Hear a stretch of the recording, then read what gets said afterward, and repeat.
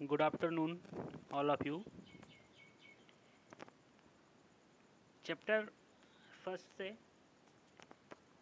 है ना 80-90% topic complete हो गए थे। लॉ ऑफ केमिकल कॉम्बिनेशन है ना, ये टॉपिक को मैं छोड़ा था, इसलिए छोड़ा था क्योंकि क्लास 9th में ये सारे बेसिक्स लॉ अपन क्या किए थे, पढ़े थे, है ना, लॉ ऑफ केमिकल कॉम्बिनेशन। ठीक है, बट क्लास 11th में क्या है, उसमें बस अपन टॉपिक पढ़े थे 9th में, है ना, उससे रिलेटेड कोई न्यूमेरिकल नहीं किए थे, बस बेसिक लॉ था, डेफिनेशन अपने को याद करना था। ठीक है, लेकिन क्लास 11th में क्या है, उस लॉ को फुलफिल करना है किससे, एग्जाम्पल से, न्यूमेरिकल सॉल्व करके।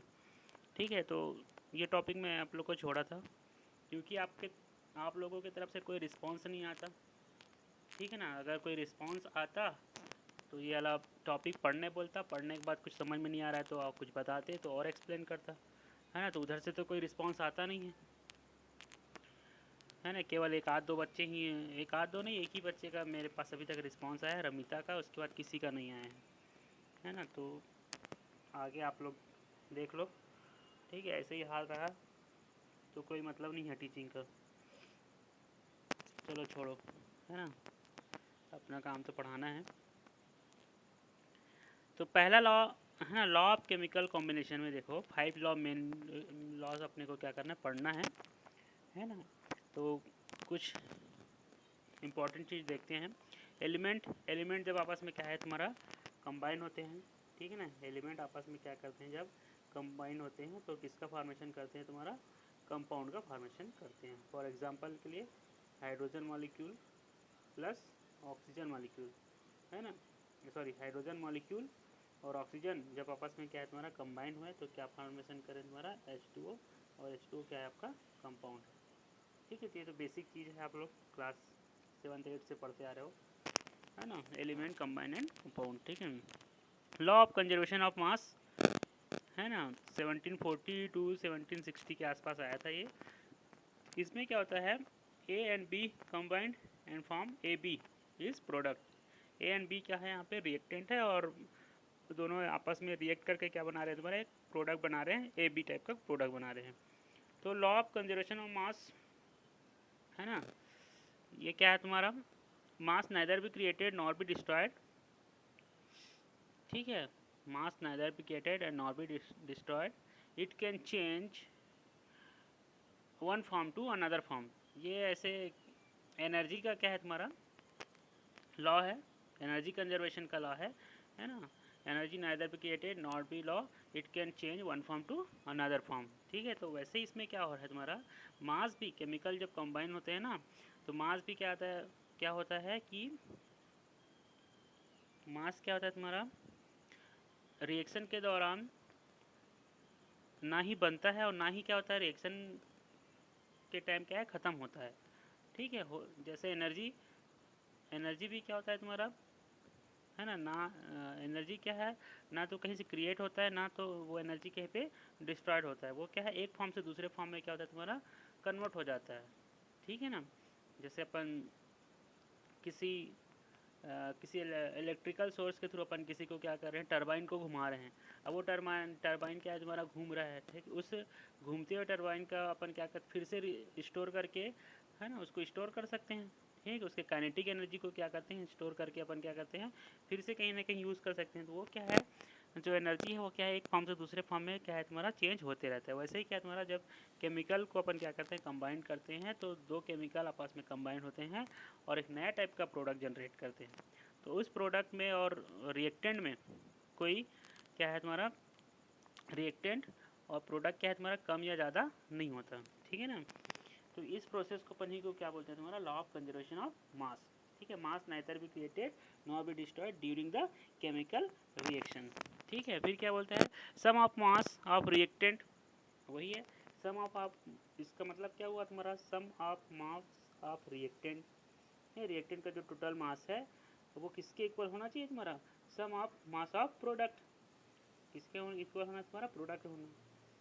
ठीक है ना, फॉर एग्जांपल के लिए जैसे कार्बन का एटॉमिक नंबर 6 से, तो एटॉमिक मास हो गया 12, और ऑक्सीजन का होगा तुम्हारा 32, टोटल होगा तुम्हारा 44, और कार्बन डाइऑक्साइड का कितना हो गया तुम्हारा कार्बन डाइऑक्साइड का कितना हुआ तुम्हारा, कार्बन का 12 और ऑक्सीजन का होता है तुम्हारा 32, ये हो गया तुम्हारा 44।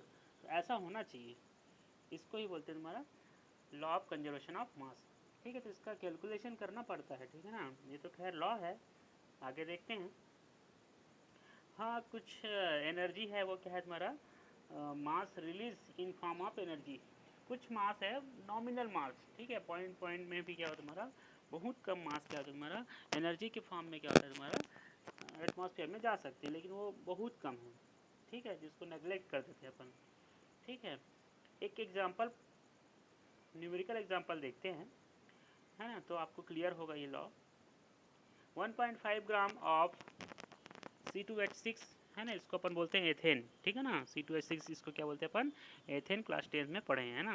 ऑन कंप्लीट कंबजन, कंबजन मतलब जलना, ठीक है, give 44 gram of carbon dioxide and 2.7 gram of water.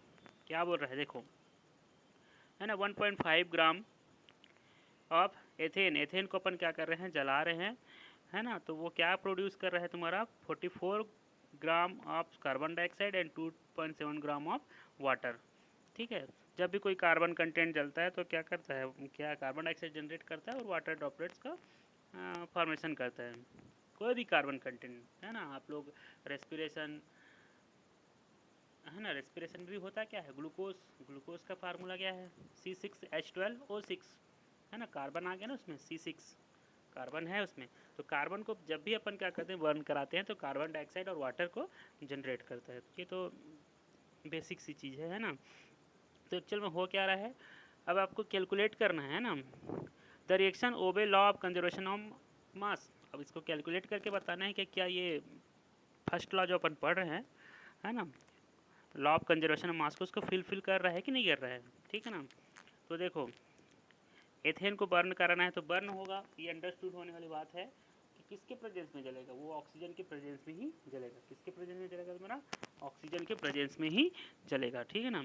तो एथेन को अपन ऑक्सीजन के प्रेजेंस में यहाँ पे क्या करा रहे हैं, देखिए जला रहे हैं, तो क्या बनेगा कार्बन डाइऑक्साइड और वाटर प्लस हीट, है ना, हीट भी बनता है, जैसे ग्लूकोज, ग्लूकोज का जो अपन फूड मटेरियल लेते हैं वो ग्लूकोज के फॉर्म में स्टोर होता है बॉडी में, फिर उसको रेस्पिरेशन मतलब ऑक्सीजन का इन्वायरमेंट करते हैं, है ना, और फिर क्या होता है कार्बन डाइऑक्साइड, वाटर और एनर्जी रिलीज होता है, उसी एनर्जी को अपन क्या करते हैं वर्क में परफॉर्म करते हैं, ठीक है ना। तो खैर वो तो बात की है। यहाँ पे क्या हो रहा है तुम्हारा, एक क्लास 10 में आप पढ़े थे, याद होगा, ठीक है, किसी भी रिएक्शन को या जो वर्ड फॉर्म में दिया रहता है, जैसे वर्ड फॉर्म क्या है कि ethane react with oxygen and form carbon dioxide water and heat, तो ये क्या है वर्डिंग है, वर्डिंग को अपन क्या करना है न्यूमेरिकल फॉर्म में लिखना रहता है, सिंबल के थ्रू, उसको अपन क्या बोलते हैं हमारा स्केलेटन इक्वेशन बोलते हैं, ठीक है ना, स्केलेटन इक्वेशन। तो स्केलेटन इक्वेशन तो अपन बना ली किसका, जो स्टेटमेंट था उसका, ठीक है, जो स्टेटमेंट था उसका, ठीक है ना। तो अब ये हो गया, अब उसको क्या कर रहे हैं, अब उसको उसने जो अमाउंट दिया था, है ना, तो अमाउंट के फॉर्म में लिख रहे हैं अपन। तो ये क्या है तुम्हारा बैलेंस किए हैं, सबसे पहले रिएक्शन को क्या किए हैं अपन बैलेंस किए हैं कि कितने, है ना, क्योंकि कॉम्बिनेशन में तो ये आपका बनेगा वाटर मॉलिक्यूल और कार्बन डाइऑक्साइड, ठीक है।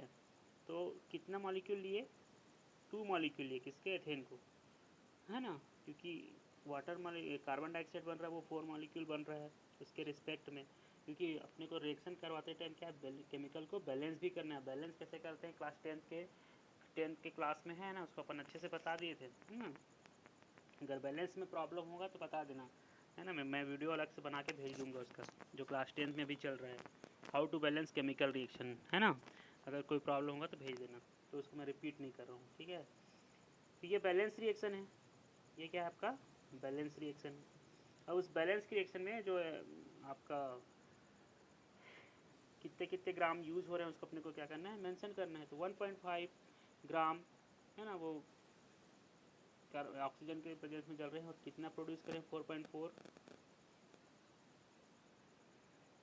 चलो ये 4.4 है ना, यहाँ पे मिस्टेक है, 4.4 है ये, आप चेक कर लेना 4.4 है, ठीक है ना।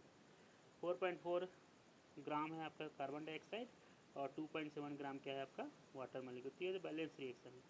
तो नंबर ऑफ मोल्स है ना, नंबर ऑफ मोल्स यहाँ पे नंबर ऑफ मोल्स कैसे निकालते थे, mass divide by molar mass, mass divide by molar mass, ठीक है ना। तो 1.5 इसका मोलर मास कितना होता है आपका, मोलर मास है ना। कार्बन डाइऑक्साइड का मोलर मास कितना होगा, कार्बन का होता है तुम्हारा, एक कार्बन का होता है तुम्हारा 12, यहाँ पे 2 कार्बन है ना, C2H6 है, तो क्या हो जाएगा 12 टू जा क्या है तुम्हारा 24 + 6 है ना। अब इसको क्या कर रहे हैं अपन, डिवाइड कर रहे हैं, ठीक है। अब ये पॉइंट करके 1.20 आया, ठीक है। 1.20 है ना, उसको अपन क्या करें, कन्वर्ट किए मोल्स में, तो डिवाइड करके तो 0.05 आया आंसर, ठीक है। 0.05 आंसर। अब इतना कैलकुलेशन आपको करना है, mass divide by molar mass कीजिए आप, है ना। मास आपका गिवन है 1.5 और मोलर मास आपको निकाल लेना है फार्मूला देख के, है ना। फार्मूला देख के जब निकालोगे तो उसको डिवाइड करोगे तो जो आंसर आएगा, जिसमें भी है ना फुल डिजिट भी आ सकता है, पॉइंट में भी आ सकता है, वो उसका क्या होगा तुम्हारा मोल है, ठीक है ना।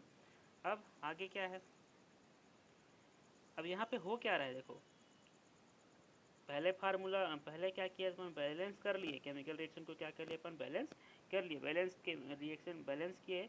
तो यहाँ पे क्या है 2 मोल ऑफ, है ना, 2 mole of ethane react with 7 mole of oxygen and give 4 mole of carbon dioxide and 6 mole of water molecule, ठीक है। तो कितने मोल के लिए था भाई, 2 मोल के लिए था, लेकिन हमारा मोल कितना निकला है 0.05 मोल निकला है। तो ये चीज़ आपको क्लियर रहना चाहिए, है ना। If 2 mole of ethane require 7 mole of oxygen, so 0.5 mole of ethane कितना हो जाएगा भाई, तो जो मोल निकला उसको मल्टीप्लाई कर देना है अपने को। और 2 क्यों लिखे हैं, ये वाला 2 क्यों लिखे हैं, ये भी क्लियर रहना चाहिए आपको। तो 2 क्यों लिखे हैं भाई, क्योंकि सामने वहाँ पे क्या था तुम्हारा 2 था, है ना। तो ये अपन क्या किया है 0.5 मोल ऑफ एथेन, तो 7/2 ये हो गया मल्टीप्लाई, है ना। इतना कैलकुलेशन करना आपको, 7/40 मोल ऑफ O2, ठीक है। फिर है ना, ये तो नॉर्मल रिएक्शन है तो कर लोगे, है ना, कुछ नहीं किया, बस मल्टीप्लाई किया। तो नंबर ऑफ मोल्स फिर से निकालना तुम्हारा मास बाई, है ना, मोलर मास, तो 7, और ये मोलर मास निकल रहा है किसका तुम्हारा 40, किसका मोलर मास है 40,